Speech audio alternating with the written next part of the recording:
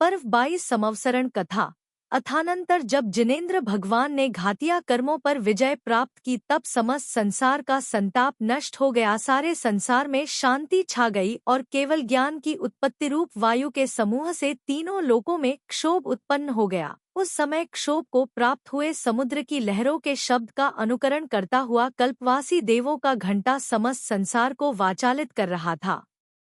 ज्योतिषी देवों के लोक में बड़ा भारी सिंहनाद हो रहा था, जिससे देवताओं के हाथी भी मदरहित अवस्था को प्राप्त हो गए थे। व्यंतर देवों के घरों में नगाड़ों के ऐसे जोरदार शब्द हो रहे थे जो कि गरजते हुए मेघों के शब्दों को भी तिरस्कृत कर रहे थे।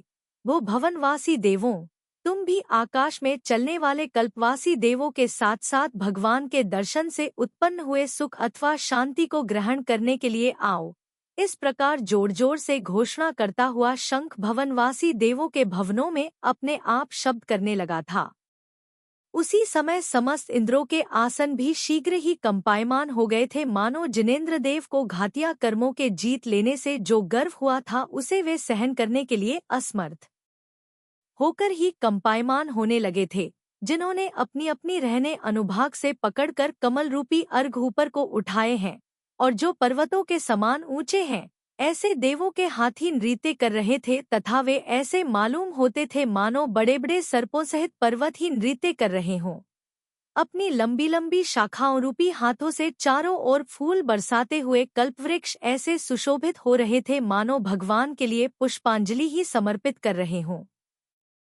समस्त दिशाएं प्रसन्नता को प्राप्त हो रही थी।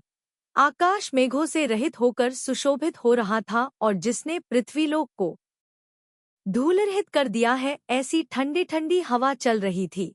इस प्रकार संसार के भीतर अकस्मात आनंद को विस्तृत करता हुआ केवल ज्ञान रूपी पूर्ण चंद्रमा संसार रूपी समुद्र को बढ़ा रहा था, अर्थात आनंदित कर रहा था। अवधिज्ञानी इंद्र ने इन सब चिन्हों से संसार में प्राप्त हुए और संसार को नष्ट करने वाले भगवान वृषभदेव के केवल ज्ञान रूपी वैभव को शीघ्र ही जान लिया था।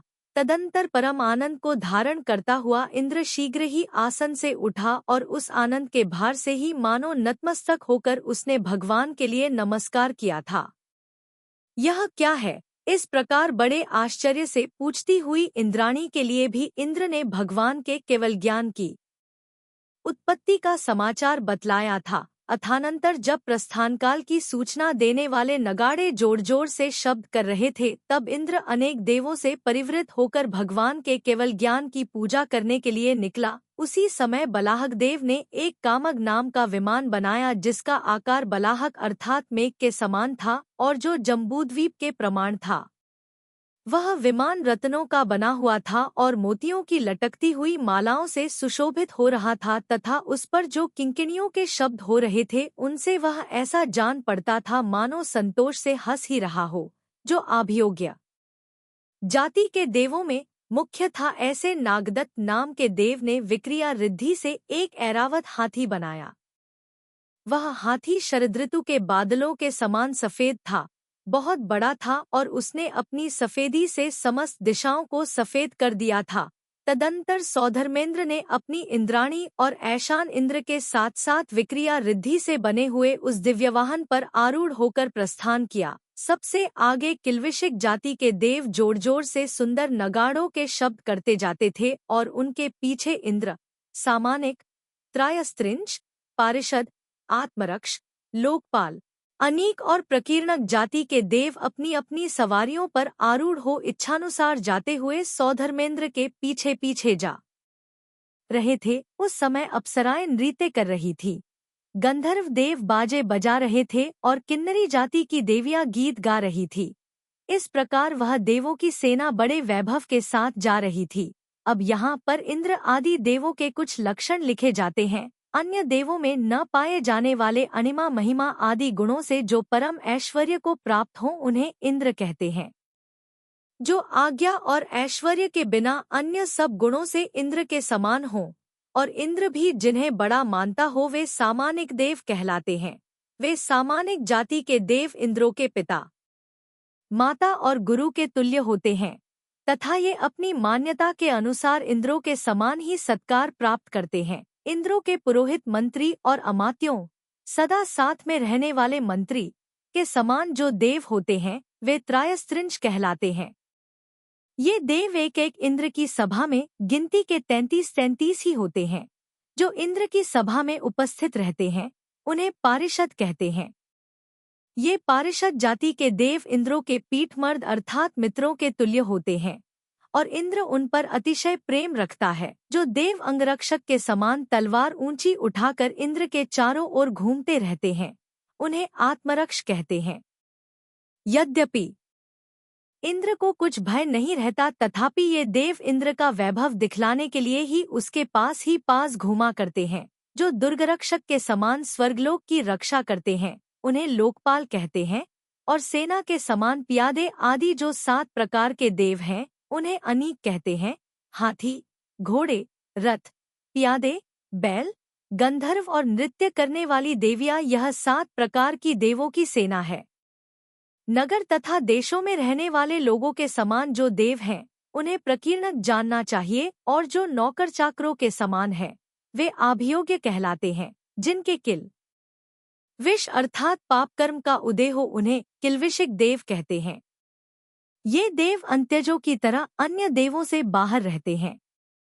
उनके जो कुछ थोड़ा सा पुण्य का उदय होता है, उसी के अनुरूप उनके थोड़ी सी रिद्धियां होती हैं। इस प्रकार प्रत्येक निकाय में ये ऊपर कहे हुए 10-10 प्रकार के देव होते हैं, परंतु व्यंतर और ज्योतिषी देव त्रायस्त्रिंश तथा लोकपाल भेद से रहित होते हैं। अब इंद्र के ऐरावत हाथी का भी वर्णन करते हैं। उसका वंश अर्थात पीठ पर की हड्डी बहुत ऊंची थी, उसका शरीर बहुत बड़ा था, मस्तक अतिशय गोल और ऊंचा था। उसके अनेक मुख थे, अनेक दांत थे, अनेक सूंडें थीं। उसका आसन बहुत बड़ा था, वह अनेक लक्षण और व्यंजनों से सहित था, शक्तिशाली था, शीघ्र गमन करने वाला था, बलवान था। वह इच्छानुसार चाहे जहाँ गमन कर सकता था, इच्छानुसार चाहे जैसा रूप बना सकता था, अतिशय शूरवीर था। उसके कंधे अतिशय गोल थे, वह सम अर्थात समचतुरस्र संस्थान का धारी था। उसके शरीर के बंधन उत्तम थे, वह धुरंधर था। उसके दांत और नेत्र मनोहर तथा चिकने थे। उसकी उत्तम सूंड नीचे की ओर तिरछी लटकती हुई चचल, लंबी, मोटी तथा अनुक्रम से पतली होती हुई गोल और सीधी थी। पुष्कर अर्थात सूंड का अग्रभाग चिकना और लाल था, उसमें बड़े बड़े छेद थे और बड़ी बड़ी अंगुलियों के समान चिन्ह थे। उसके शरीर का पिछला हिस्सा गोल था। वह हाथी अतिशय गंभीर और स्थिर था। उसकी पूंछ और लिंग दोनों ही बड़े थे। उसका वक्षस्थल बहुत ही चौड़ा और मजबूत था। उसके कान बड़ा भारी शब्द कर रहे थे। उसके कानरूपी पल्लव बहुत ही मनोहर थे। उसके नखों का समूह अर्ध चंद्रमा के आकार का था, अंगुलियों में खूब जड़ा हुआ था और मूंगा के समान कुछ कुछ लाल वर्ण का था। उसकी कांति उत्तम थी। उसका मुख और तालु दोनों ही लाल थे। वह पर्वत के समान ऊंचा था।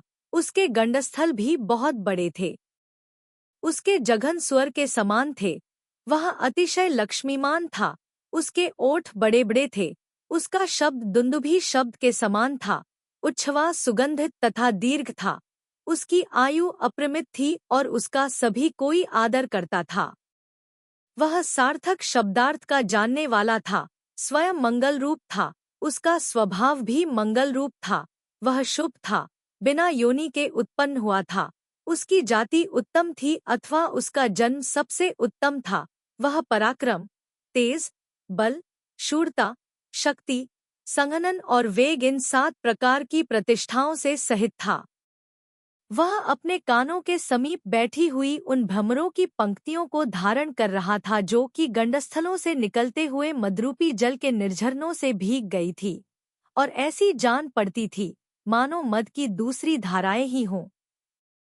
इस प्रकार अनेक मुखों से व्याप्त हुआ वह गजराज ऐसा सुशोभित हो रहा था मानो भक्तिपूर्वक आए हुए संसार के समस्त हाथी ही उसकी सेवा कर रहे हों। उस हाथी का तालु अशोक वृक्ष के पल्लव के समान अतिशय लाल था, इसलिए वह ऐसा जान पड़ता था मानो लाल लाल तालु की छाया के बहाने से खाए हुए पल्लवों को अच्छे न लगने के कारण बार बार उगल ही रहा हो। उस हाथी के कर्णरूपी तालों की ताड़ना से मृदंग के समान गंभीर शब्द हो रहा था और वहीं पर जो भ्रमर बैठे हुए थे वे वीणा के समान शब्द कर रहे थे। उन दोनों से वह हाथी ऐसा जान पड़ता था मानो उसने बाजा बजाना ही प्रारंभ किया हो। वह हाथी जिससे बड़ी लंबी श्वास निकल रही है ऐसी शुंड तथा मज्जल की धारा को धारण कर रहा था और उन दोनों से ऐसा सुशोभित हो रहा था मानो निर्झरने और सर्प से सहित किसी पर्वत की ही शोभा धारण कर रहा हो। इसके दांतों में जो मृणाल लगे हुए थे उनसे वह ऐसा अच्छा जान पड़ता था मानो चंद्रमा के टुकड़ों के समान उज्ज्वल दांतों के अंकुरों से ही सुशोभित हो रहा हो। वह शोभायमान हाथी एक सरोवर के समान मालूम होता था क्योंकि जिस प्रकार सरोवर पुष्कर अर्थात कमलों की शोभा धारण करना है उसी प्रकार वह हाथी भी पुष्कर अर्थात सूंड के अग्रभाग की शोभा धारण कर रहा था। अथवा वह हाथी एक ऊंचे कल्पवृक्ष के समान जान पड़ता था क्योंकि जिस प्रकार कल्पवृक्ष दान अर्थात अभिलषित वस्तुओं की इच्छा करने वाले मनुष्यों के द्वारा उपासित होता है उसी प्रकार वह हाथी भी दान अर्थात मज्जल के अभिलाषी भ्रमरों के द्वारा उपासित सेवित हो रहा था। उसके वक्षस्थल पर सोने की सांकल पड़ी हुई थी जिससे वह ऐसा जान पड़ता था मानो सुवर्णमय लताओं से ढका हुआ पर्वत ही हो और गले में नक्षत्रमाला नाम की माला पड़ी हुई थी जिससे वह अश्विनी आदि नक्षत्रों की माला से सुशोभित शरद ऋतु के आकाश की शोभा को तिरस्कृत कर रहा था। जो गले में पड़ी हुई माला से शब्दायमान हो रहा है ऐसे कंठ को धारण करता हुआ वह हाथी पक्षियों की पंक्ति से घिरे हुए किसी पर्वत के नितंब भाग मध्य भाग की शोभा धारण कर रहा था। वह हाथी शब्द करते हुए सुवर्णमय घंटाओं से ऐसा जान पड़ता था मानो देवों को बतलाने के लिए जिनेंद्र देव की पूजा की घोषणा ही कर रहा हो। उस हाथी का शरीर जम्बूद्वीप के समान विशाल और स्थूल था तथा वह कुलाचलों के समान लंबे और सरोवरों से सुशोभित दांतों को धारण कर रहा था इसलिए वह ठीक जम्बूद्वीप के समान जान पड़ता था। वह हाथी अपने शरीर की सफेदी से श्वेत द्वीप की शोभा धारण कर रहा था और झरते हुए मज्जल के निर्झरनों से चलते फिरते कैलाश पर्वत के समान सुशोभित हो रहा था।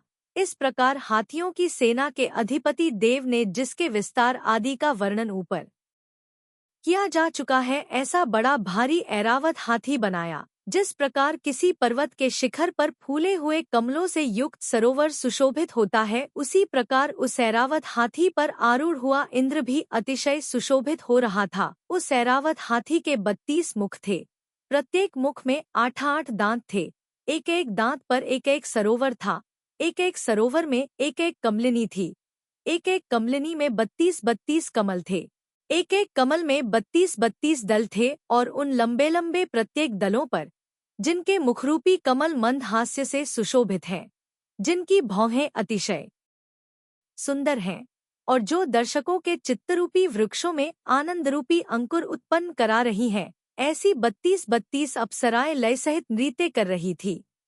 जो हास्य और श्रृंगारस से भरा हुआ था, जो भाव और लय से सहित था तथा जिसमें कैशिकी नामक वृत्ति का ही अधिकतर प्रयोग हो रहा था, ऐसे अप्सराओं के उस नृत्य को देखते हुए देव लोग बड़े ही प्रसन्न हो रहे थे। उस प्रयाण के समय इंद्र के आगे अनेक अप्सराएं नृत्य कर रही थी और जिनके कंठ अनेक राग रागिनियों से भरे हुए हैं, ऐसी किन्नरी देवियां जिनेंद्र देव के विजयगीत गा रही थी। तदंतर जिनमें अनेक पताकाएं फहरा रही थी, जिनमें छत्र और चमर सुशोभित हो रहे थे और जिनमें चारों ओर देव ही देव फैले हुए थे, ऐसी 32 इंद्रों की सेनाएं फैल गई जिसमें अप्सराओं के केसर से रंगे हुए स्तनरूपी चक्रवाक पक्षियों के जोड़े निवास कर रहे हैं, जो अप्सराओं के मुखरूपी कमलों से ढका हुआ है, जिसमें अप्सराओं के नेत्ररूपी नीले कमल सुशोभित हो रहे हैं और जिसमें उन्हीं अप्सराओं के हारों की किरण रूप ही स्वच्छ जल भरा हुआ है। ऐसे आकाश रूपी सुंदर सरोवर में देवों के ऊपर जो चमरों के समूह ढोले जा रहे थे वे ठीक हंसों के समान जान पड़ते थे। स्वच्छ तलवार के समान सुशोभित आकाश कहीं कहीं पर इंद्रनील मणि के बने हुए आभूषणों को कांति से व्याप्त होकर अपनी निराली ही कांति धारण कर रहा था। वहीं आकाश कहें पर पद्मराग मणियों की कांति से व्याप्त हो रहा था, जिससे ऐसा सुशोभित हो रहा था मानो समस्त दिशाओं को अनुरंजित करने वाली संध्याकाल की लालिमा ही धारण कर रहा हो। कहीं पर मरकतमणि की छाया से व्याप्त हुआ आकाश ऐसा सुशोभित हो रहा था मानो शैवाल से सहित और किनारे पर स्थित समुद्र का जल ही हो। देवों के आभूषणों में लगे मोतियों के समूह से चित्र विचित्र तथा मूंगाओं से व्याप्त हुआ वह नीला आकाश समुद्र की शोभा को धारण कर रहा था। जो शरीर से पतली हैं, जिनका आकार सुंदर है और जिनके वस्त्र तथा आभूषण अतिशय देदीप्यमान हो रहे हैं, ऐसी देवांगनाएं उस समय आकाश में ठीक कलपलताओं के समान सुशोभित हो रही थी। उन देवांगनाओं के कुछ कुछ हंसते हुए मुख कमलों के समान थे, नेत्र नील कमल के समान सुशोभित थे और स्वयं लावण्य रूपी जल से भरी हुई थी, इसलिए वे ठीक सरोवरों के समान शोभायमान हो रही थी। कमल समझकर उन देवांगनाओं के मुखों की ओर दौड़ती हुई भ्रमरों की माला कामदेव के धनुष की डोरी के समान सुशोभित हो रही थी, जिनके स्तनों के समीप भाग में हार पड़े हुए हैं, ऐसी वे देवांगनाएं उस समय ऐसी सुशोभित हो रही थी मानो सांप की कांचली के समान कांति वाली चोली ही धारण कर रही हों। उस समय वह देवों का आगमन एक समुद्र के समान जान पड़ता था, क्योंकि समुद्र जिस प्रकार अपनी गर्जना से वेला अर्थात ज्वारभाटा को धारण करता है, उसी प्रकार वह देवों का आगमन भी देवों के नगाड़ों के बड़े भारी शब्दों से पूजा वेला अर्थात भगवान की पूजा के समय को धारण कर रहा था। और समुद्र में जिस प्रकार लहरें उठा करती हैं, उसी प्रकार उस देवों के आगमन में इधर उधर चलते हुए देवरूपी लहरें उठ रही थी। जिस समय वह प्रकाशमान देवों की सेना नीचे की ओर आ रही था, उस समय ऐसा जान पड़ता था मानोज ज्योतिषी देवों की एक दूसरी ही सृष्टि उत्पन्न हुई हो, और इसलिए ही ज्योतिषी देवों के समूह लज्जा से कांतिरहित होकर अदृश्य हो गए हों। उस समय देवांगनाओं के रूपों और ऊंचे नीचे हाथी घोड़े आदि की सवारियों से वह आकाश एक चित्रपट की शोभा धारण कर रहा था, अथवा उस समय यह आकाश देवों के शरीर की कांतिरूपी बिजली, देवों के आभूषण रूपी इंद्रधनुष और देवों के हाथी रूपी काले बादलों से वर्षा ऋतु की शोभा धारण कर रहा था।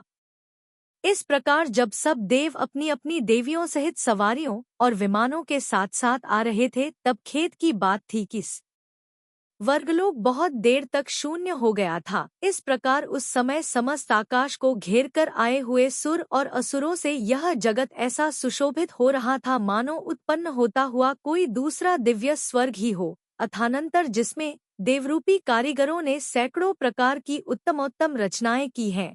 ऐसा भगवान वृषभदेव का समवसरण देवों ने दूर से ही देखा, जो 12 योजन विस्तार वाला है और जिसका तलभाग अतिशय देदीप्यमान हो रहा है। ऐसा इंद्रनील मणियों से बना हुआ वह भगवान का समवसरण बहुत ही सुशोभित हो रहा था, इंद्रनील मणियों से बना और चारों ओर से गोलाकार वह समवसरण ऐसा जान पड़ता था मानो 3 जगत की लक्ष्मी के मुख देखने के लिए मंगल रूप एक दर्पण ही हो। जिस समवसरण के बनाने में सब कामों में समर्थ इंद्र स्वयं सूत्रधार था, ऐसे उस समवसरण की वास्तविक रचना का कौन वर्णन कर सकता है, अर्थात कोई नहीं। फिर भी उसकी शोभा के समूह का कुछ थोड़ा सा वर्णन करता हूँ, क्योंकि उसके सुनने से भव्य जीवों का मन प्रसन्नता को प्राप्त होता है। उस समवसरण के बाहरी भाग में रत्नों की धूली से बना हुआ एक धूलिसाल नाम का घेरा था, जिसकी कांति अतिशय देदीप्यमान थी और जो अपने समीप के भूभाग को अलंकृत कर रहा था। वह धूलिसाल ऐसा अच्छा जान पड़ता था मानो अतिशय देदीप्यमान और वलय चूड़ी का आकार धारण करता हुआ इंद्रधनुष ही धूलिसाल के बहाने से उस समवसरण भूमि की सेवा कर रहा हो, कटसूत्र की शोभा को धारण करता हुआ और वलय के आकार का वह धूलिसाल का घेरा जिनेंद्र देव के उस समवसरण को चारों ओर से घेरे हुए था। अनेक प्रकार के रत्नों की धूली से बना हुआ वह धूलिसाल कहीं तो अंजन के समूह के समान काला काला सुशोभित हो रहा था, कहीं सुवर्ण के समान पीला पीला लग रहा था और कहीं मूंगा की कांति के समान लाल लाल भासमान हो रहा था। जिसकी किरणें ऊपर की ओर उठ रही है, ऐसे तोते के पंखों के समान हरित वर्ण की मणियों की धूली से कहीं कहीं व्याप्त हुआ वह धूलिसाल ऐसा अच्छा सुशोभित हो रहा था मानो कमलिनी के छोटे छोटे नए पत्तों से ही व्याप्त हो रहा हो। वह कहीं कहीं पर चंद्रकांत मणि के चूर्ण से बना हुआ था और चांदनी की शोभा धारण कर रहा था, फिर भी लोगों के चित्त को अनुरक्त अर्थात लाल लाल कर रहा था। यह भारी आश्चर्य की बात थी। परिहार पक्ष में अनुराग से युक्त कर रहा था। कहीं पर परस्पर में मिली हुई मरकतमणि और पद्मरागमणि की किरणों से वह ऐसा जान पड़ता था मानो आकाशरूपी आंगन में इंद्रधनुष की शोभा ही बढ़ा रहा हो। कहीं पर पद्मरागमणि और इंद्रनीलमणि के प्रकाश से व्याप्त हुआ वह धूलिसाल ऐसा जान पड़ता था मानो भगवान के द्वारा चूर्ण किए गए काम और क्रोध के अंशों से ही बना हो। कहीं कहीं पर सुवर्ण की धूलि के समूह से देदीप्यमान होता हुआ वह धूलिसाल ऐसा अच्छा जान पड़ता था मानो वह धूर्त कामदेव कहाँ छिपा है, उसे देखो, वह हमारे द्वारा जलाए जाने के योग्य है, ऐसा विचार कर ऊंची उठी हुई अग्नि का समूह हो। इसके सिवाय वह छोटे बड़े रत्नों की किरणावली से आकाश को भी व्याप्त कर रहा था। इस धूलिसाल के बाहर चारों दिशाओं में सुवर्णमय खंभों के अग्रभाग पर अवलंबित 4 तोरण द्वार सुशोभित हो रहे थे। उन तोरणों में मत्स्य के आकार बनाए गए थे और उन पर रत्नों की मालाएं लटक रही थी। उस धूलिसाल के भीतर कुछ जाकर गलियों के बीचों बीच में सुवर्ण के बने हुए और अतिशय ऊंचे मानस्तंभ सुशोभित हो रहे थे। भावार्थ चारों दिशाओं में एक एक मानस्तंभ था। जिस जगती पर मानस्तंभ थे वह जगती 4-4 गोपुरद्वारों से युक्त 3 कोटों से घिरी हुई थी। उसके बीच में एक पीठिका थी। वह पीठिका तीनों लोकों के स्वामी जिनेंद्र देव के अभिषेक के जल से पवित्र थी। उस पर चढ़ने के लिए सुवर्ण की 16 सीढ़ियां बनी हुई थी।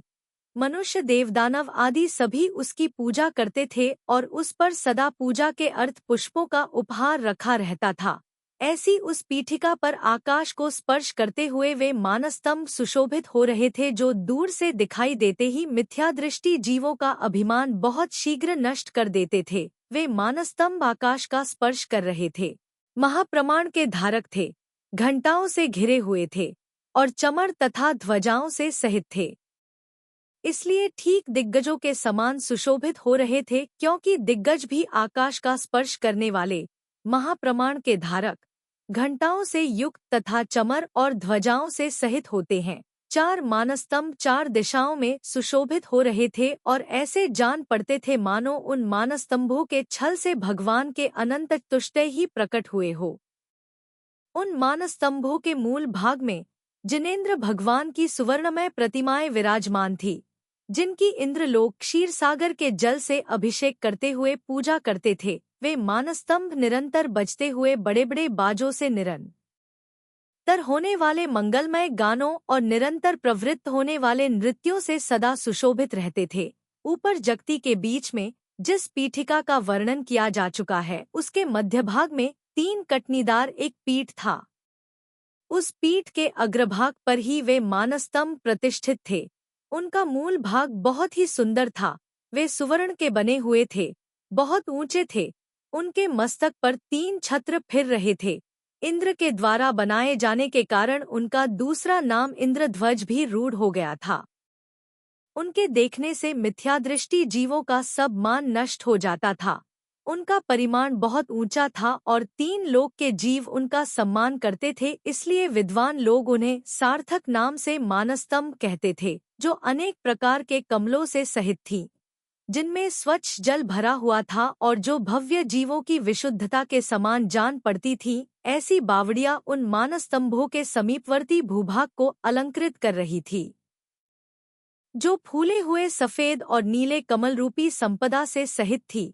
ऐसी वे बावड़ियां इस प्रकार सुशोभित हो रही थी मानो भक्तिपूर्वक जिनेंद्र देव की लक्ष्मी को देखने के लिए पृथ्वी ने अपने नेत्र ही उघाड़े हों, जिन पर भ्रमरों का समूह बैठा हुआ है। ऐसे फूले हुए नीले और सफेद कमलों से ढंकी हुई वे बावड़ियां ऐसी सुशोभित हो रही थी मानो अंजन सहित काले और सफेद नेत्रों से ही ढक रही हों।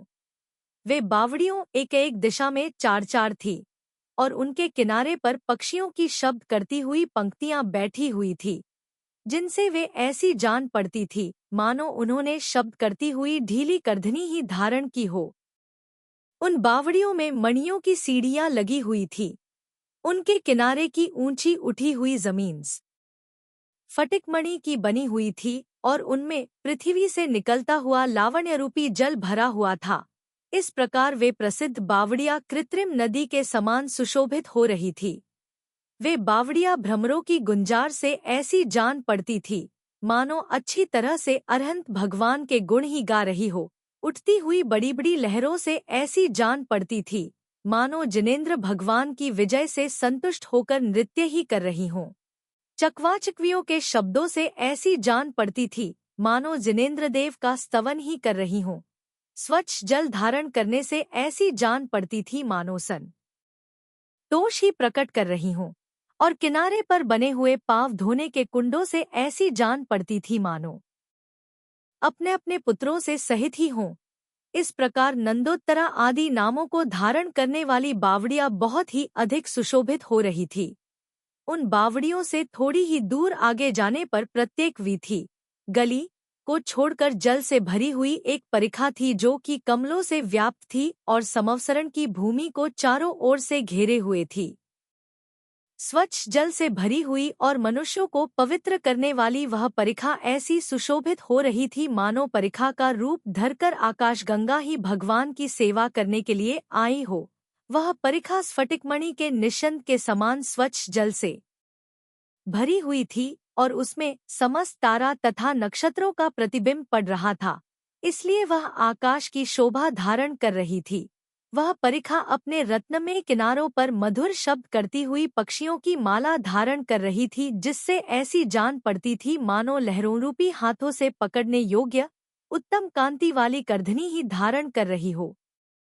जलचर जीवों की भुजाओं के संघट्टन से उठी हुई और वायु द्वारा ताड़ित हुई लहरों से वह परिखा ऐसी सुशोभित हो रही थी मानो जिनेंद्र भगवान के विजयोत्सव में संतोष से नृत्य ही कर रही हो। लहरों के भीतर घूमते घूमते जब कभी ऊपर प्रकट होने वाली मछलियों के समूह से भरी हुई वह परिखा ऐसी जान पड़ती थी मानो देवांगनाओं के नेत्रों के विलासों कटाक्षों का अभ्यास ही कर रही हो। जो मछलियां उस परिखा की लहरों के बीच में बार बार डूब रही थी, वे ऐसी जान पड़ती थी मानो देवांगनाओं के नेत्रों के विलासों से पराजित होकर ही लज्जावश लहरों में छिप रही थी।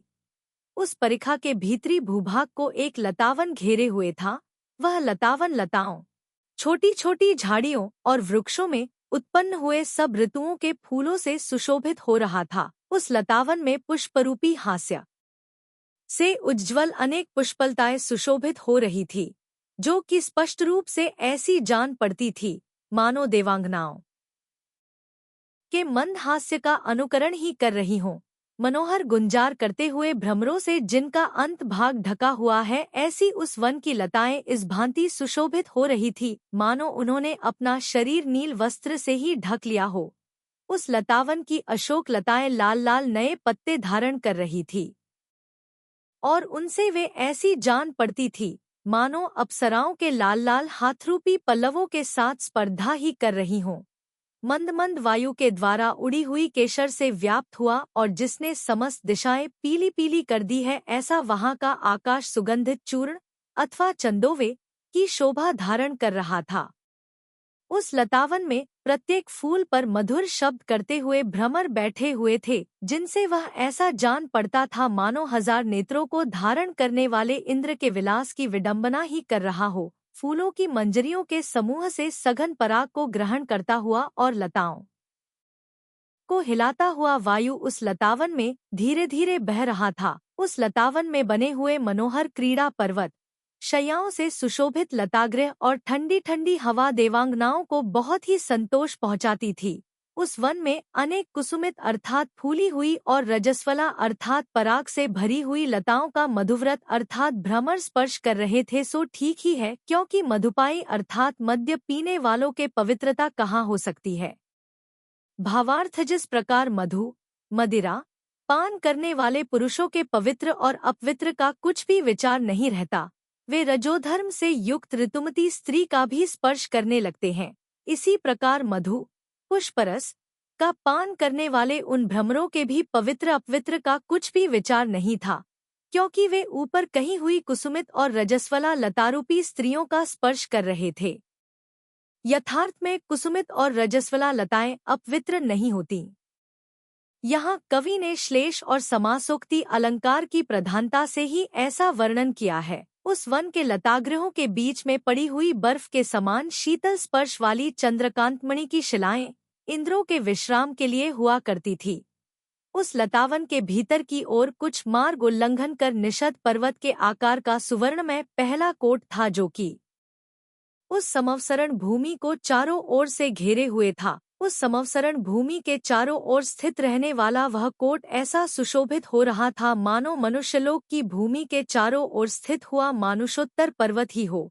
उस कोट को देखकर ऐसा मालूम होता था मानो आकाशरूपी आंगन को चित्र विचित्र करने वाला सैकड़ों इंद्रधनुषों का समूह ही कोट के बहाने से आकर उस समवसरण भूमि को अलंकृत कर रहा हो। उस कोट के ऊपरी भाग पर स्पष्ट दिखाई देते हुए जो मोतियों के समूह जड़े हुए थे, वे क्या यह ताराओं का समूह है? इस प्रकार लोगों की शंका के स्थान हो रहे थे। उस कोट में कहीं कहीं जो मूंगाओं के समूह लगे हुए थे, वे पद्मरागमणियों की किरणों से और भी अधिक लाल हो गए थे और संध्याकाल के बादलों की शोभा प्रकट करने के लिए समर्थ हो रहे थे। वह कोट कहीं तो नवीन मेघ के समान काला था, कहीं घास के समान हरा था, कहीं इंद्रगोप के समान लाल लाल था, कहीं बिजली के समान पीला पीला था और कहीं अनेक प्रकार के रत्नों की किरणों से इंद्रधनुष की शोभा उत्पन्न कर रहा था। इस प्रकार वह वर्षाकाल की शोभा की विडंबना कर रहा था। वह कोट कहीं तो युगल रूप से बने हुए हाथी घोड़े और व्याघ्रों के आकार से व्याप्त हो रहा था, कहीं तोते, हंस और मयूरों के जोड़ों से उद्भासित हो रहा था, कहीं अनेक प्रकार के रत्नों से बने हुए मनुष्य और स्त्रियों के जोड़ों से सुशोभित हो रहा था, कहीं भीतर और बाहर की ओर बनी हुई कल्पलताओं से चित्रित हो रहा था, कहीं पर चमकते हुए रत्नों की किरणों से हंसता हुआ सा जान पड़ता था और कहीं पर फैलती हुई प्रतिध्वनि से सिंहनाद करता हुआ सा जान पड़ता था, जिसका आकार बहुत ही देदीप्यमान है, जिसने अपने चमकीले रत्नों की किरणों से आकाशरूपी आंगन को घेर लिया है और जो निषद कुलाचल के साथ ईर्ष्या करने वाला है। ऐसा वह कोट बहुत ही अधिक शोभायमान हो रहा था। उस कोट के चारों दिशाओं में चांदी के बने हुए 4 बड़े बड़े गोपुरद्वार सुशोभित हो रहे थे, जो कि विद्यार्थ पर्वत के शिखरों के समान आकाश का स्पर्श कर रहे थे। चांदनी के समूह के समान निर्मल, ऊंचे और 3-3 खंड वाले वे गोपुरद्वार ऐसे सुशोभित हो रहे थे मानो तीनों लोकों की शोभा को जीतकर हंस ही रहे हों। वे गोपुरद्वार पद्मरागमणि के बने हुए और आकाश को उल्लंघन करने वाले शिखरों से सहित थे तथा अपनी फैलती हुई लाल लाल किरणों के समूह से ऐसे जान पड़ते थे मानो दिशाओं को नए नए कोमल पत्तों से युक्त ही कर रहे हों। इन गोपुर दरवाजों पर कितने ही गाने वाले देव जगतगुरु भगवान वृषभदेव के गुण गा रहे थे, कितने ही उन्हें सुन रहे थे और कितने ही मंद मंद मुस्काते हुए नृत्य कर रहे थे। उन गोपुर दरवाजों में से प्रत्येक दरवाजे पर भृंगार कलश और दर्पण आदि 108 मंगलद्रव्य रूपी संपदाएं सुशोभित हो रही थी तथा प्रत्येक दरवाजे पर रत्नमय आभूषणों की कांति के भार से आकाश को अनेक वर्ण का करने वाले 100 तोरण शोभायमान हो रहे थे। उन प्रत्येक तोरणों में जो आभूषण बंधे हुए थे, वे ऐसे जान पड़ते थे मानो स्वभाव से ही सुंदर भगवान के शरीर में अपने लिए अवकाश न देखकर उन तोरणों में ही आकर बंध गए हों। उन गोपुरद्वारों के समीप प्रदेशों में जो शंख आदि 9 निधियां रखी हुई थी, वे जिनेंद्र भगवान के तीनों लोकों को उल्लंघन करने वाले भारी प्रभाव को सूचित कर रही थी, अथवा दरवाजे के बाहर रखी हुई वे निधियां ऐसी मालूम होती थी मानो मोहरहित तीनों लोकों के स्वामी भगवान जिनेंद्र देव ने उनका तिरस्कार कर दिया था, इसलिए दरवाजे के बाहर होकर दूर से ही उनकी सेवा कर रही हों। उन गोपुर दरवाजों के भीतर जो बड़ा भारी रास्ता था, उसके दोनों ओर 2 नाट्यशालाएं थीं। इस प्रकार चारों दिशाओं के प्रत्येक गोपुरद्वार में 2-2 नाट्यशालाएं थीं। वे दोनों ही नाट्यशालाएं 3-3 खंड की थी और उनसे ऐसी जान पड़ती थी मानो लोगों के लिए सम्यक दर्शन, सम्यक ज्ञान और सम्यक चारित्र के भेद से 3 भेद वाला मोक्ष का मार्ग ही बतलाने के लिए तैयार खड़ी हों, जिनके बड़े बड़े खंभे सुवर्ण के बने हुए हैं, जिनकी दीवालें देदीप्यमान स्फटिक मणि की बनी हुई हैं, और जिन्होंने अपने रत्नों के बने हुए शिखरों से आकाश के प्रदेश को व्याप्त कर लिया है, ऐसी वे दोनों नाट्यशालाएं बहुत ही अधिक सुशोभित हो रही थी। उन नाट्यशालाओं की रंगभूमि में ऐसी अनेक देवांगनाएं नृत्य कर रही थी, जिनके शरीर अपनी कांतिरूपी सरोवर में डूबे हुए थे और जिससे वे बिजली के समान सुशोभित हो रही थी। उन नाट्यशालाओं में इकट्ठी हुई वे देवांगनाएं जिनेंद्र देव की विजय के गीत गा रही थी और उसी विजय का अभिनय करती हुई पुष्पांजलि छोड़ रही थी। उन नाट्यशालाओं में वीणा की आवाज के साथ साथ जो मृदंग की आवाज उठ रही थी वह मयूरों को वर्षा ऋतु के प्रारंभ होने की शंका उत्पन्न कर रही थी। वे दोनों ही नाट्यशालाएं शरद ऋतु के बादलों के समान सफेद थी, इसलिए उनमें नृत्य करती हुई वे देवांगनाएं ठीक बिजली की शोभा फैला रही थी। उन नाट्यशालाओं में किन्नर जाति के देव उत्तम संगीत के साथ साथ मधुर शब्दों वाली वीणा बजा रहे थे, जिससे देखने वालों की चित्तवृत्तियां उनमें अतिशय आसक्ति को प्राप्त हो रही थी। उन नाट्यशालाओं से कुछ आगे चलकर गलियों के दोनों ओर 2-2 धूपघट रखे हुए थे, जो कि फैलते हुए धूप के धुएं से आकाशरूप आंगन को व्याप्त कर रहे थे। उन धूपघटों के धुएं से भरे हुए आकाश को देखकर आकाश में चलने वाले देव अथवा विद्याधर असमय में ही वर्षा ऋतु के मेघों की आशंका करने लगे थे। मंद मंद वायु के वश से उड़ा हुआ और दिशाओं को सुगंधित करता हुआ वह धूप ऐसा सुशोभित हो रहा था मानो उच्छ्वास लेने से प्रकट हुई पृथ्वी देवी के मुख की सुगंधी ही हो। उस धूप की सुगंधी को सूंघकर सब ओर फैली हुई भ्रमरों की पंक्तियां दिशारूपी स्त्रियों के मुख पर फैले हुए केशों की शोभा बढ़ा रहे थे। एक ओर उन धूपघटों से सुगंधी निकल रही थी और दूसरी ओर देवांगनाओं के मुख से सुगंधित निश्वास निकल रहा था, सो व्याकुल हुए भ्रमर दोनों को ही सूंघ रहे थे। वहां पर मेघों की गर्जना को जीतने वाले मृदंगों के शब्दों से तथा पड़ती हुई पुष्पवृष्टि से सदा वर्षाकाल विद्यमान रहता था। धूपघटों से कुछ आगे चलकर मुख्य गलियों के बगल में 4-4 वन की वीथियां थी, जो कि ऐसी जान पड़ती थी मानो नंदन आदि वनों की श्रेणियां ही भगवान के दर्शन करने के लिए आई हो। वे चारों वन अशोक, सप्तपर्ण, चंपक और आम के वृक्षों के थे। उन सब पर फूल खिले हुए थे, जिससे वे ऐसे जान पड़ते थे मानो संतोष से हंस ही रहे हों। फल और फूलों से सुशोभित अनेक प्रकार के वृक्षों से वे वन ऐसे जान पड़ते थे मानो जगतगुरु जिनेंद्र देव के लिए अर्घ लेकर ही खड़े हों। उन वनों में जो वृक्ष थे वे पवन से हिलती हुई शाखाओं से ऐसे सुशोभित हो रहे थे मानो हर्ष से हाथ हिला हिलाकर बार बार नृत्य ही कर रहे हों। अथवा वे वृक्ष उत्तम छाया से सहित थे, अनेक फलों से युक्त थे, तुंग अर्थात ऊंचे थे, मनुष्यों के संतोष के कारण थे, सुख देने वाले और शीतल थे, इसलिए किन्हीं उत्तम राजाओं के समान जान पड़ते थे, क्योंकि उत्तम राजा भी उत्तम छाया अर्थात आश्रय से सहित होते हैं, अनेक फलों से युक्त होते हैं, तुंग अर्थात उदार हृदय होते हैं, मनुष्यों के सुख के कारण होते हैं और सुख देने वाले तथा शांत होते हैं, फूलों की सुगंधी से बुलाए हुए और इसीलिए आकर इकट्ठे हुए तथा मधुर गुंजार करते हुए भ्रमरों के समूह से वे वृक्ष ऐसे सुशोभित हो रहे थे मानो जिनेंद्र देव का गुणगान ही कर रहे हों। कहीं कहीं विरल रूप से वे वृक्ष ऊपर से फूल छोड़ रहे थे, जिनसे ऐसे मालूम होते थे मानो जगतगुरु भगवान के लिए भक्तिपूर्वक फूलों की भेंट ही कर रहे हों। कहीं कहीं पर मधुर शब्द करते हुए भ्रमरों के मंदमनोहर शब्दों से ये वन ऐसे जान पड़ते थे मानो चारों ओर से कामदेव की तर्जना ही कर रहे हों।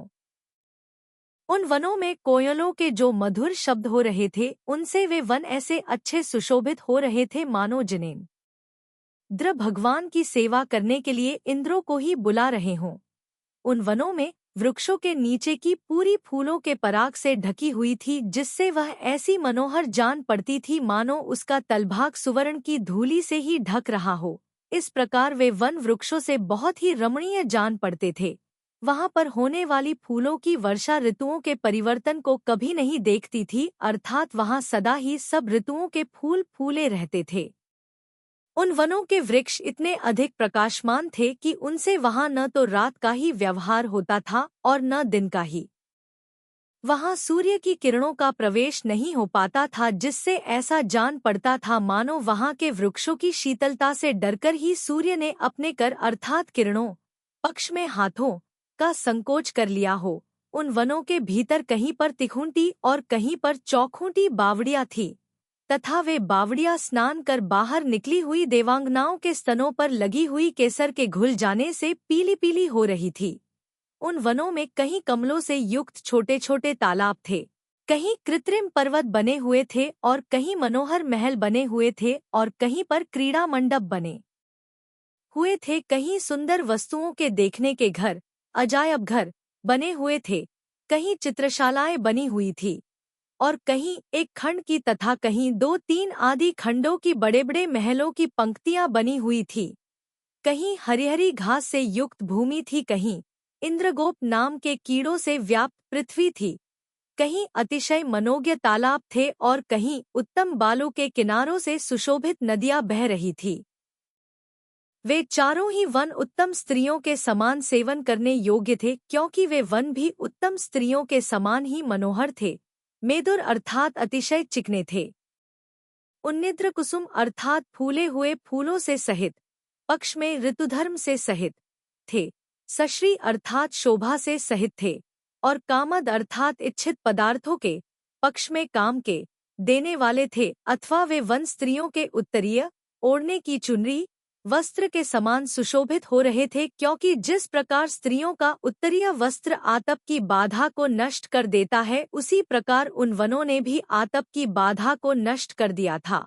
स्त्रियों का उत्तरीय वस्त्र जिस प्रकार उत्तम पल्लव अर्थात अंचल से सुशोभित होता है, उसी प्रकार वे वन भी पल लव अर्थात नवीन कोमल पत्तों से सुशोभित हो रहे थे और स्त्रियों का उत्तरीय वस्त्र जिस प्रकार पयोधर अर्थात स्तनों का स्पर्श करता है, उसी प्रकार वे वन भी ऊंचे होने के कारण पयोधर अर्थात मेघों का स्पर्श कर रहे थे। उन चारों वनों में से पहला अशोक वन, जो कि प्राणियों के शोक को नष्ट करने वाला था, लाल रंग के फूल और नवीन पत्तों से ऐसा सुशोभित हो रहा था मानो अपने अनुराग प्रेम का ही वमन कर रहा हो। प्रत्येक गांठ पर 7-7 पत्तों को धारण करने वाले सप्तछंद वृक्षों का दूसरा वन भी सुशोभित हो रहा था, जो कि ऐसा जान पड़ता था मानो वृक्षों के प्रत्येक पर्व पर भगवान के सज्जातित्व, सद्गृहस्थत्व, पारिव्राज्य आदि 7 परम स्थानों को ही दिखा रहा हो। फूलों के भार से सुशोभित तीसरा चंपक वृक्षों का वन भी सुशोभित हो रहा था और वह ऐसा जान पड़ता था मानो भगवान की सेवा करने के लिए दीपांग जाति के कल्प वृक्षों का वन ही आया हो, तथा कोयलों के मधुर शब्दों से मनोहर चौथा आम के वृक्षों का वन भी ऐसा सुशोभित हो रहा था मानो पवित्र उपदेश देने वाले भगवान की भक्ति से स्तुति ही कर रहा हो।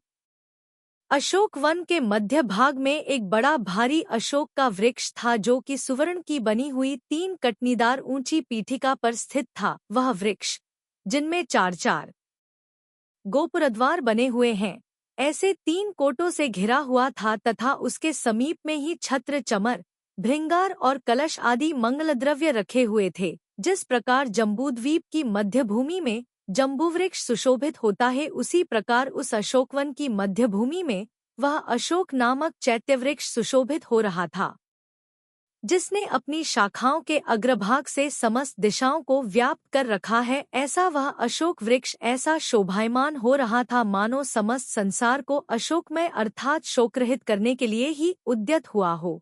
समस्त दिशाओं को सुगंधित करने वाले फूलों से जिसने आकाश को व्याप्त कर लिया है, ऐसा यह चैत्यवृक्ष ऐसा सुशोभित हो रहा था मानो सिद्ध विद्याधरों के मार्ग को ही रोक रहा हो। वह वृक्ष नीलमणियों के बने हुए अनेक प्रकार के पत्तों से व्याप्त हो रहा था और पद्मराग मणियों के बने हुए फूलों के गुच्छों से घिरा हुआ था। सुवर्ण की बनी हुई उसकी बहुत ऊंची ऊंची शाखाएं थीं। उसका देदीप्यमान भाग वज्र का बना हुआ था तथा उस पर बैठे हुए भ्रमरों के समूह जो मनोहर झंकार कर रहे थे उनसे वह ऐसा जान पड़ता था मानो कामदेव की तर्जना ही कर रहा हो। वह चैत्यवृक्ष सुर, असुर और नरेंद्र आदि के मनरूपी हाथियों के बांधने के लिए खंभे के समान था तथा उसने अपने प्रभामंडल से समस्त दिशाओं को प्रकाशित कर रखा था। उस पर जो शब्द करते हुए घंटे लटक रहे थे उनसे उसने समस्त दिशा बहिरी कर दी थी और उनसे वह ऐसा जान पड़ता था कि भगवान ने अधोलोक, मध्यलोक और स्वर्गलोक में जो विजय प्राप्त की है संतोष से मानो वह उसकी घोषणा ही कर रहा हो। वह वृक्ष ऊपर लगी हुई ध्वजाओं के वस्त्रों से पोंछ पोंछ कर आकाश को मेघरहित कर रहा था और उनसे ऐसा जान पड़ता था मानो संसारी जीवों की देह में लगे हुए पापों को ही पोंछ रहा हो। वह वृक्ष मोतियों की झालर से सुशोभित 3 छत्रों को अपने सिर पर धारण कर रहा था और उनसे ऐसा जान पड़ता था मानो भगवान के तीनों लोकों के ऐश्वर्य को बिना वचनों के ही दिखला रहा हो। उस चैत्यवृक्ष के मूल भाग में चारों दिशाओं में जिनेंद्र देव की 4 प्रतिमाएं थीं, जिनका इंद्र स्वयं अभिषेक करते थे। देव लोग वहां पर विराजमान उन जिन प्रतिमाओं की गंध, पुष्पों की माला, धूप, दीप, फल और अक्षत आदि से निरंतर पूजा किया करते थे। क्षीरसागर के जल से जिनके अंगों का प्रक्षालन हुआ है और जो अतिशय निर्मल हैं, ऐसी सुवर्णमयी अरहनत की उन प्रतिमाओं को नमस्कार कर मनुष्य, सुर और असुर सभी उनकी पूजा करते थे। कितने ही उत्तम देव अर्थ से भरी हुई स्तुतियों से उन प्रतिमा की स्तुति करते थे, कितने ही उन्हें नमस्कार करते थे और कितने ही उनके गुणों का स्मरण कर तथा चिंतवन कर गान करते थे। जिस प्रकार अशोकवन में अशोक नाम का चैत्यवृक्ष है, उसी प्रकार अन्य 3 वनों में भी अपनी अपनी जाति का एक एक चैत्यवृक्ष था और उन सभी के मूल भाग जिनेंद्र भगवान की प्रतिमाओं से देदीप्यमान थे। इस प्रकार ऊपर कहे हुए चारों वनों में क्रम से अशोक, सप्तपर्ण, चंपक और आम्र नाम के 4 बहुत ही ऊंचे चैत्यवृक्ष थे। मूल भाग में जिनेंद्र भगवान की प्रतिमा विराजमान होने से जो चैत्यवृक्ष इस सार्थक नाम को धारण कर रहे हैं और इंद्र जिनकी पूजा किया करते हैं, ऐसे वे चैत्यवृक्ष बहुत ही अधिक सुशोभित हो रहे थे। पार्थिव अर्थात पृथ्वी से उत्पन्न हुए वे वृक्ष सचमुच ही पार्थिव अर्थात पृथ्वी के स्वामी राजा के समान जान पड़ते थे, क्योंकि जिस प्रकार राजा अनेक फलों से अलंकृत होते हैं, उसी प्रकार वे वृक्ष भी अनेक फलों से अलंकृत थे। राजा जिस प्रकार तेजस्वी होते हैं, उसी प्रकार वे वृक्ष भी तेजस्वी, देदीप्यमान थे। राजा जिस प्रकार अपने पाद अर्थात पैरों से समस्त पृथ्वी को आक्रांत किया करते हैं, समस्त पृथ्वी में अपना यातायात रखते हैं, उसी प्रकार वे वृक्ष भी अपने पाद अर्थात जड़ भाग से समस्त पृथ्वी को आक्रांत कर रहे थे। समस्त पृथ्वी में उनकी जड़ें फैली हुई थी और राजा जिस प्रकार पत्र अर्थात सवारियों से भरपूर रहते हैं, उसी प्रकार वे वृक्ष भी पत्र अर्थात पत्तों से भरपूर थे। वे वृक्ष अपने पल्लव अर्थात लाल लाल नई कोपलों से ऐसे जान पड़ते थे मानो अंतरंग का अनुराग, प्रेम ही प्रकट कर रहे हों और फूलों के समूह से ऐसे सुशोभित हो रहे थे मानो हृदय की प्रसन्नता ही दिखला रहे हों। इस प्रकार वे वृक्ष भगवान की सेवा कर रहे थे, जबकि उन वृक्षों का ही ऐसा बड़ा भारी माहात्म्य था। तब उपमार्हित भगवान वृषभदेव के केवल ज्ञानरूपी विभव के विषय में कहना ही क्या है, वह तो सर्वथा अनुपम ही था। उन वनों के अंत में चारों ओर एक एक वनवेदी थी, जो कि ऊंचे ऊंचे 4 गोपुरद्वारों से आकाशरूपी आंगन को रोक रही थी। वह सुवर्णमयी वनवेदिका सब ओर से रत्नों से जड़ी हुई थी, जिससे ऐसी जान पड़ती थी मानो उस वन की करधनी ही हो, अथवा वह वनवेदिका भव्य जीवों की बुद्धि के समान सुशोभित हो रही थी, क्योंकि जिस प्रकार भव्य जीवों की बुद्धि उदग्र अर्थात उत्कृष्ट होती है, उसी प्रकार वह वनवेदिका भी उदग्र अर्थात बहुत ऊंची थी। भव्य जीवों की बुद्धि जिस प्रकार सचर्या अर्थात उत्तम चारित्र से सहित होती है, उसी प्रकार वह वनवेदिका भी सचर्या अर्थात रक्षा से सहित थी और भव्य जीवों की बुद्धि जिस प्रकार समयावनम समय प्लस अवनम संश्रित्य अर्थात आत्मरक्षा का आश्रय कर प्रवृत्त रहती है, उसी प्रकार वह वनवेदिका भी समयावनन वनम समया संश्रित्य अर्थात वन के समीप भाग का आश्रय कर प्रवृत्त हो रही थी, अथवा वह वन वेदिका सुगुप्तांगी अर्थात सुरक्षित थी, सती अर्थात समीचीन थी, रुचिरा अर्थात देदीप्यमान थी, सूत्रपा अर्थात सूत्र डोरा की रक्षा करने वाली थी, सूत के नाप में बनी हुई थी, ही ऊंची नीची नहीं थी, और वन को चारों ओर से घेरे हुए थी, इसलिए किसी सत्पुरुष की बुद्धि के समान जान पड़ती थी, क्योंकि सत्पुरुष की बुद्धि भी सुगुप्तांगी अर्थात सुरक्षित होती है, पापाचारों से अपने शरीर को सुरक्षित रखती है, सती अर्थात शंका आदि दोषों से रहित होती है, रुचिरा अर्थात श्रद्धागुण प्रदान करने वाली होती है, सूत्रपा अर्थात आगम की रक्षा करने वाली होती है, और सूत्रपावनम अर्थात सूत्रों से पवित्र जैन शास्त्र को घेरे रहती है, उन्हीं के अनुकूल प्रवृत्ति करती है। उस वेदिका के प्रत्येक गोपुरद्वार में घंटाओं के समूह लटक रहे थे, मोतियों की झालर तथा फूलों की मालाएं सुशोभित हो रही थी। उस वेदिका के चांदी के बने हुए चारों गोपुरद्वार अष्टमंगल द्रव्य, संगीत, बाजों का बजना, नृत्य तथा रत्नमय आभरणों से युक्त तोरणों से बहुत ही सुशोभित हो रहे थे। उन वेदिकाओं से आगे सुवर्णमय खंभों के अग्रभाग पर लगी हुई अनेक प्रकार की ध्वजाओं की पंक्तियां महावीथी के मध्य की भूमि को अलंकृत कर रही थी।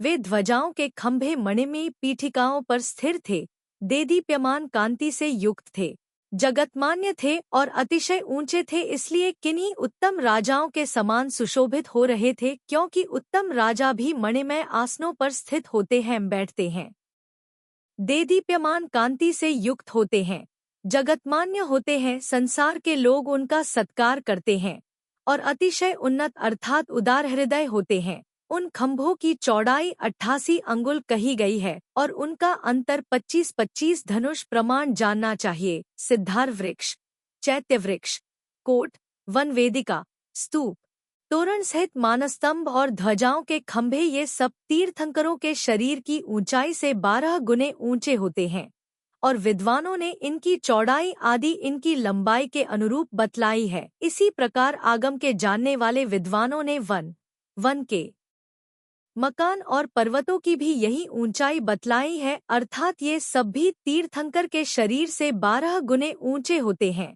पर्वत अपनी ऊंचाई से 8 गुने चौड़े होते हैं और स्तूपों का व्यास विद्वानों ने अपनी ऊंचाई से कुछ अधिक बतलाया है। परम ज्ञान रूपी समुद्र के पारगामी गंधर्व देवों ने वन वेदियों की चौड़ाई वन की ऊंचाई से चौथाई बतलाई है। ध्वजाओं में माला, वस्त्र, मयूर, कमल, हंस, गरुड़, सिंह, बैल, हाथी और चक्र के चिन्ह थे, इसलिए उनके 10 भेद हो गए थे। एक एक दिशा में एक एक प्रकार की ध्वजाएं 108 थी। वे ध्वजाएं बहुत ही ऊंची थी और समुद्र की लहरों के समान जान पड़ती थी। वायु से हिलता हुआ उन ध्वजाओं के वस्त्रों का समुदाय ऐसा सुशोभित हो रहा था, मानो जिनेंद्र भगवान की पूजा करने के लिए मनुष्य और देवों को बुलाना ही चाहता हो। मालाओं के चिन्ह वाली ध्वजाओं पर फूलों की बनी हुई दिव्यमालाएं लटक रही थी और वे ऐसी जान पड़ती थी मानो भव्य जीवों का सौमनस्य अर्थात सरल परिणाम दिखलाने के लिए ही इन्होंने उन्हें बनाया हो। वस्त्रों के चिन्ह वाली ध्वजाएं महीन और सफेद वस्त्रों की बनी हुई थी तथा वे वायु से हिलहिल कर उड़ रही थी, जिससे ऐसी सुशोभित हो रही थी मानो आकाशरूपी समुद्र की उठती हुई बड़ी ऊंची लहरें ही हो। मयूरों के चिन्ह वाली ध्वजाओं में जो मयूर बने हुए थे वे लीलापूर्वक अपनी पूंछ फैलाए हुए थे और सांप की बुद्धि से वस्त्रों को निगल रहे थे, जिससे ऐसे सुशोभित हो रहे थे मानो सांप की कांचली ही निगल रहे हो। कमलों के चिन्ह वाली ध्वजाओं में जो कमल बने हुए थे वे अपने 1000 दलों के विस्तार से ऐसे शोभायमान हो रहे थे मानो आकाशरूपी सरोवर में कमल ही फूल रहे हों। रत्नमयी पृथ्वी पर उन ध्वजाओं में बने हुए कमलों के जो प्रतिबिंब पड़ रहे थे वे कमल समझकर उन पर पड़ते हुए भ्रमरों को भ्रम उत्पन्न करते थे। उन कमलों की दूसरी जगह नहीं पाई जाने वाली उस समय की शोभा देखकर लक्ष्मी ने अन्य समस्त कमलों को छोड़ दिया था और उन्हीं में अपने रहने का स्थान बनाया था। भावार्थ वे कमल बहुत ही सुंदर थे, इसलिए ऐसे जान पड़ते थे मानो लक्ष्मी अन्य सब कमलों को छोड़कर उन्हीं में रहने लगी हो। हंसों की चिन्ह वाली ध्वजाओं में जो हंसों के चिन्ह बने हुए थे वे अपने चोंच से वस्त्र को ग्रस रहे थे और ऐसे शोभायमान हो रहे थे मानो उसके बहाने अपनी द्रव्यलेशा का ही प्रसार कर रहे हो। जिन ध्वजाओं में गरुड़ों के चिन्ह बने हुए थे उनके दंडों के अग्रभाग पर बैठे हुए गरुड़ अपने पंखों के विक्षेप से ऐसे सुशोभित हो रहे थे मानो आकाश को ही उल्लंघन करना चाहते हो। नीलमणि में पृथ्वी में उन गरुड़ के जो प्रतिबिंब पड़ रहे थे उनसे वे ऐसे शोभायमान हो रहे थे मानो नागेंद्रों को खींचने के लिए पाताल लोक में ही प्रवेश कर रहे हों। सिंहों के चिन्ह वाली ध्वजाओं के अग्रभाग पर जो सिंह बने हुए थे वे छलांग भरने की इच्छा से ऐसे सुशोभित हो रहे थे मानो देवों के हाथियों को जीतने के लिए ही प्रयत्न कर रहे हैं। उन सिंहों के मुखों पर जो बड़े बड़े मोती लटक रहे थे वे ऐसे जान पड़ते थे मानो बड़े बड़े हाथियों के मस्तक विदारण करने से इकट्ठे हुए यश ही लटक रहे हों। बैलों की चिन्ह वाली ध्वजाओं में जिनके सींगों के अग्रभाग में ध्वजाओं के वस्त्र लटक रहे हैं ऐसे बैल बने हुए थे और वे ऐसे शोभायमान हो रहे थे माना शत्रुओं को जीत लेने से उन्हें विजय पताका ही प्राप्त हुई हो। हाथी की चिन्ह वाली ध्वजाओं पर जो हाथी बने हुए थे वे अपनी ऊंची उठी हुई सूंडों से पताकाएं धारण कर रहे थे और उनसे ऐसे सुशोभित हो रहे थे मानो जिनके शिखर के अग्रभाग से बड़े बड़े निर्झरने पड़ रहे हैं ऐसे बड़े पर्वत ही हों। और चक्रों के चिन्ह वाली ध्वजाओं में जो चक्र बने हुए थे उनमें हजार हजार आरियां थी तथा उनकी किरणें ऊपर की ओर उठ रही थी। उन चक्रों से वे ध्वजाएं ऐसी सुशोभित हो रही थी मानो सूर्य के साथ स्पर्धा करने के लिए ही तैयार हुई हों।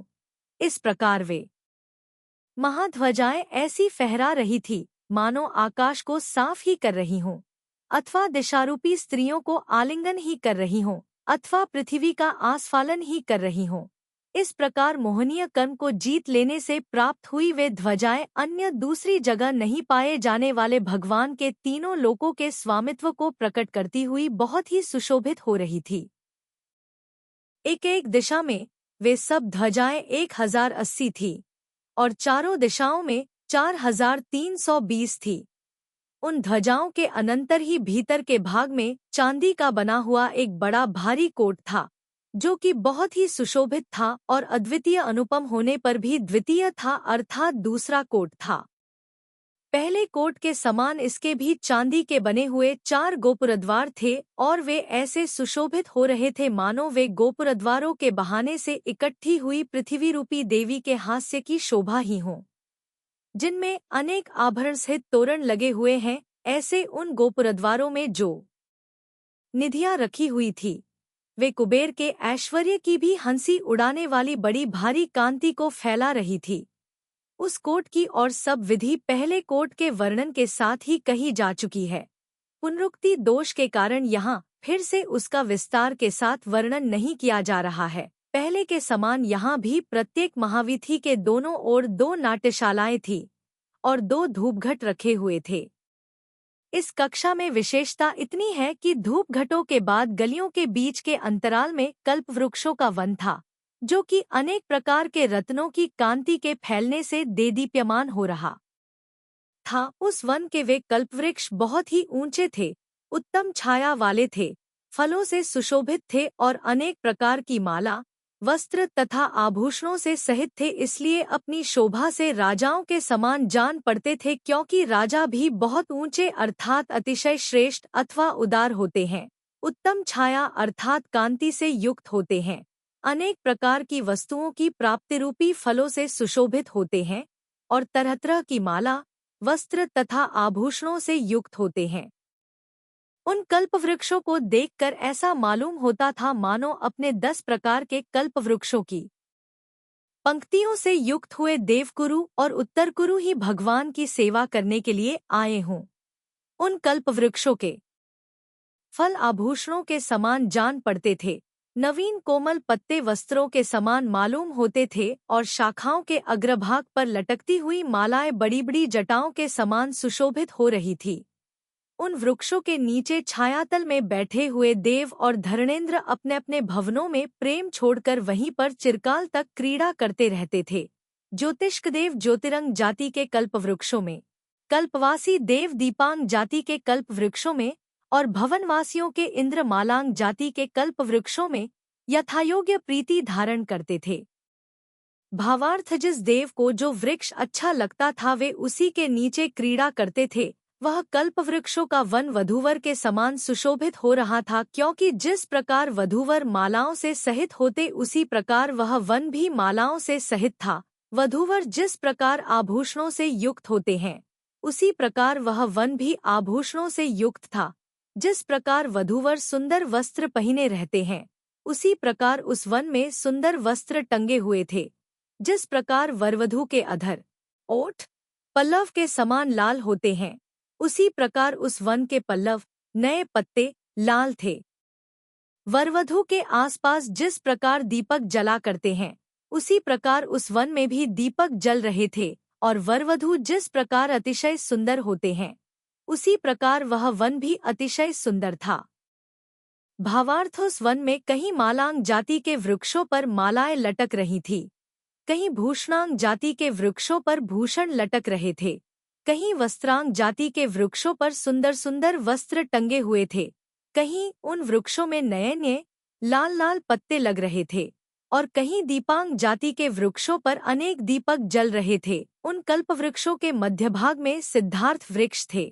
सिद्ध भगवान की प्रतिमाओं से अधिष्ठित होने के कारण उन वृक्षों के मूल भाग बहुत ही देदीप्यमान हो रहे थे, और उन सबसे वे वृक्ष सूर्य के समान प्रकाशमान हो रहे थे। पहले चैत्य वृक्षों में जिस शोभा का वर्णन किया गया है वह सब इन सिद्धार्थ वृक्षों में भी लगा लेना चाहिए, किंतु विशेषता इतनी ही है कि ये कल्प वृक्ष अभिलषित फल के देने वाले थे। उन कल्प वृक्षों के वनों में कहीं बावड़ियां, कहीं नदियां, कहीं बालों के ढेर और कहीं सभागृह आदि सुशोभित हो रहे थे। उन कल्प वृक्षों की वनवीथी को भीतर की ओर चारों तरफ से वनवेदिका घेरे हुए थी।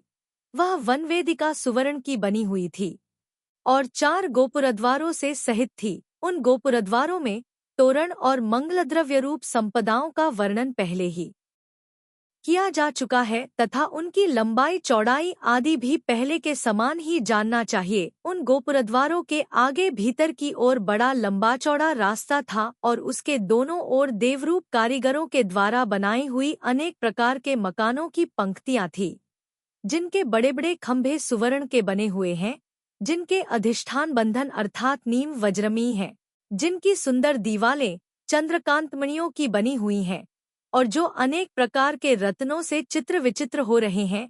ऐसे वे सुंदर मकान कितने ही 2 खंड के थे, कितने ही 3 खंड के और कितने ही 4 खंड के थे, कितने ही चंद्रशालाओं मकानों के ऊपरी भाग से सहित थे तथा कितने ही अट्टालिका आदि से सुशोभित थे, जो अपनी ही प्रभा में डूबे हुए हैं। ऐसे वे मकान अपने शिखरों के अग्रभाग से आकाश का स्पर्श करते हुए ऐसे सुशोभित हो रहे थे मानो चांदनी से ही बने हों।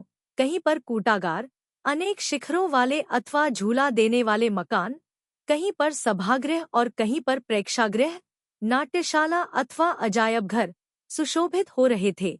उन कूटागार आदि में शैयाएं बिछी हुई थी, आसन रखे हुए थे, ऊंची ऊंची सीढ़ियां लगी हुई थी, और उन सबने अपनी कांति से आकाश को सफेद सफेद कर दिया था। उन मकानों में देव, गंधर्व, सिद्ध, एक प्रकार के देव, विद्याधर, नागकुमार और किन्नर जाति के देव बड़े आदर के साथ सदा क्रीड़ा किया करते थे। उन देवों में कितने ही देव तो गाने में उद्यत थे और कितने ही बाजा बजाने में तत्पर थे। इस प्रकार वे देव संगीत और नृत्य आदि की गोष्ठियों द्वारा भगवान की आराधना कर रहे थे। महावीथियों के मध्यभाग में 9 स्तूप खड़े हुए थे, जो कि पद्मराग मणियों के बने हुए बहुत ऊंचे थे और अपने अग्रभाग से आकाश का उल्लंघन कर रहे थे।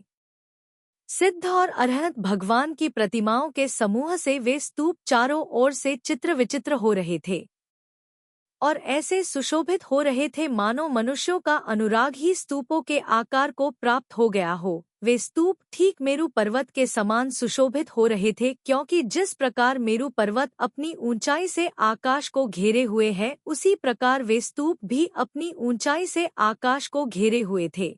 जिस प्रकार मेरु पर्वत विद्याधरों के द्वारा आराधना करने योग्य है, उसी प्रकार वे स्तूप भी विद्याधरों के द्वारा आराधना करने योग्य थे, और जिस प्रकार सुमेरु पर्वत पूजा को प्राप्त है, उसी प्रकार वे स्तूप भी पूजा को प्राप्त थे। सिद्ध तथा चारण मुनियों के द्वारा आराधना करने योग्य वे अतिशय ऊंचे स्तूप ऐसे सुशोभित हो रहे थे मानो स्तूपों का आकार धारण करती हुई भगवान की 9 केवलब्धियां ही हों। उन स्तूपों के बीच में आकाशरूपी आंगन को चित्र विचित्र करने वाले रत्नों के अनेक बंधनवार बंधे हुए थे, जो कि ऐसे सुशोभित हो रहे थे मानो इंद्रधनुष के ही बंधे हुए हों। उन स्तूपों पर छत्र लगे हुए थे, पताकाएं फहरा रही थी, मंगलद्रव्य रखे हुए थे, और इन सब कारणों से वे लोगों को बहुत ही आनंद उत्पन्न कर रहे थे, इसलिए ठीक राजाओं के समान सुशोभित हो रहे थे, क्योंकि राजा लोग भी छत्र, पताका और सब प्रकार के मंगलों से सहित होते हैं तथा लोगों को आनंद उत्पन्न करते रहते हैं। उन स्तूपों पर जो जिनेंद्र भगवान की प्रतिमाएं विराजमान थी, भव्य लोग उनका अभिषेक कर उनकी स्तुति और पूजा करते थे तथा प्रदक्षिणा देकर बहुत ही हर्ष को प्राप्त होते थे। उन स्तूपों में और मकानों की पंक्तियों से घिरी हुई पृथ्वी को उल्लंघन कर उसके कुछ आगे आकाश के समान स्वच्छ स्फटिकमणि का बना हुआ कोट था, जो कि ऐसा सुशोभित हो रहा था मानो आकाश ही उस कोटरूप हो गया हो, अथवा विशुद्ध परिणमन होने से और जिनेंद्र भगवान के समीप ही सेवा करने से वह कोट भव्य जीव के समान सुशोभित हो रहा था, क्योंकि यजीव भी विशुद्ध परिणामों भावों का धारक होता है और जिनेंद्र भगवान के समीप रहकर ही उनकी सेवा करता है। इसके सिवाय वह कोट भव्य जीव के समान ही तुंग अर्थात ऊंचा, पक्ष में श्रेष्ठ, और सद्वृत्त अर्थात सुगोल, पक्ष में सदाचारी था, अथवा वह कोट बड़े बड़े विद्याधरों के द्वारा सेवनीय था, ऊंचा था और अचल था, इसलिए ऐसा जान पड़ता था मानो विजयार्थ पर्वत ही कोट का रूप धारण कर भगवान की प्रदक्षिणा दे रहा हो। उस उत्तम कोट की चारों दिशाओं में 4 ऊंचे गोपुरद्वार थे, जो पद्मरागमणि के बने हुए थे और ऐसे मालूम पड़ते थे मानो भव्य जीवों के अनुराग से ही बने हों। जिस प्रकार पहले कोटों के गोपुरद्वारों पर मंगलद्रव्य रूपी संपदाएं रखी हुई थी, उसी प्रकार इन गोपुरद्वारों पर भी मंगलद्रव्य रूपी संपदाएं जानना चाहिए। और पहले की तरह ही इन गोपुरद्वारों के समीप में भी देदीप्यमान तथा गंभीर आकार वाली निधियां रखी हुई थी। प्रत्येक गोपुरद्वार पर पंखा, छत्र, चामर, ध्वजा, दर्पण, सुप्रतिष्ठक, थौना, मुकर और कलश ये 8-8 मंगल द्रव्य रखे हुए थे। तीनों कोटों के गोपुरद्वारों पर क्रम से गदा आदि हाथ में लिए हुए व्यंतर भवनवासी और कल्पवासी देव द्वारपाल थे।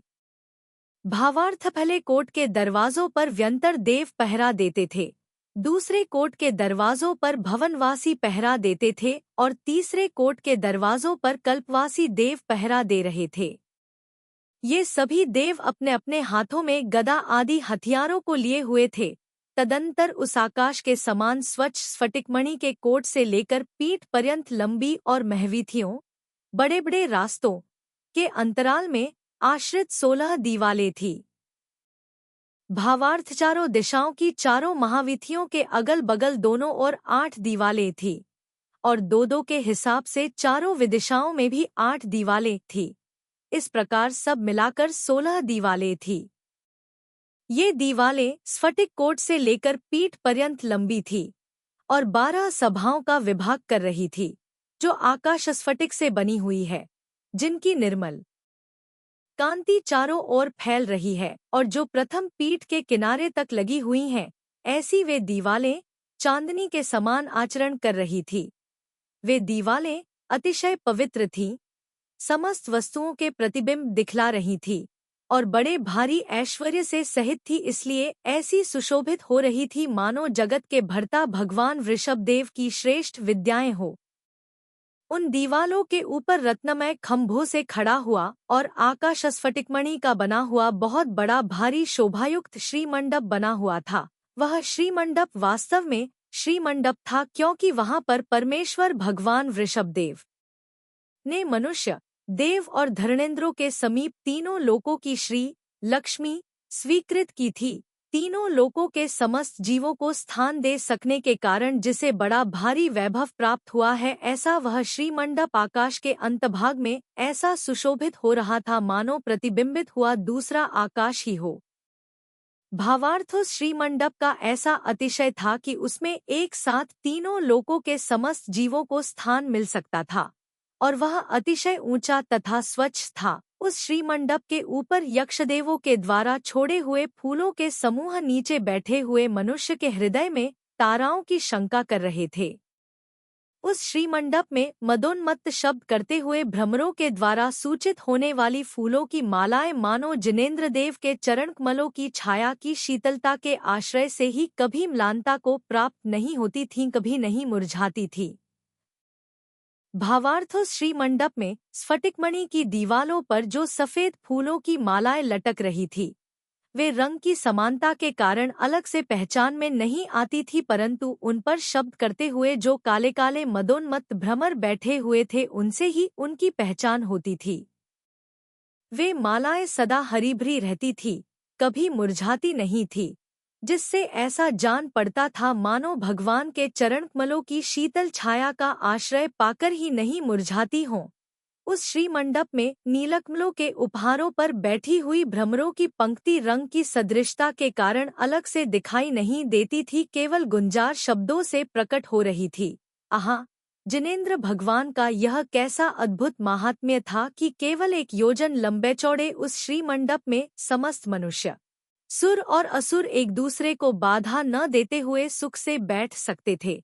उस श्रीमंडप में स्वच्छ मणियों के समीप आया हुआ हंसों का समूह यद्यपि उन मणियों के समान रंग वाला ही था, उन्हीं के प्रकाश में छिप गया था, तथापि वह अपने मधुर शब्दों से प्रकट हो रहा था, जिनकी शोभा जगत की लक्ष्मी के दर्पण के समान है। ऐसी श्रीमंडप की उन दीवालों में तीनों लोकों के समस्त पदार्थों के प्रतिबिंब पड़ रहे थे, और उन प्रतिबिंबों से वे दीवालें ऐसी सुशोभित हो रही थी मानो उनमें अनेक प्रकार के चित्र ही खींचे गए हों। उस श्रीमंडप की फैलती हुई कांति के समुदाय रूपी जल से जिनके शरीर नहलाए जा रहे हैं, ऐसे देव और दानव ऐसे जान पड़ते थे मानो किसी तीर्थ में स्नान ही कर रहे हों। उसी श्रीमंडप से घिरे क्षेत्र के मध्यभाग में स्थित पहली पीठिका सुशोभित हो रही थी। वह पीठिका वैडूर्यमणि की बनी हुई थी और ऐसी जान पड़ती थी मानो कुलाचल का शिखर ही हो। उस पीठिका पर 16 जगह अंतर देकर 16 जगह ही बड़ी बड़ी सीढ़ियां बनी हुई थी।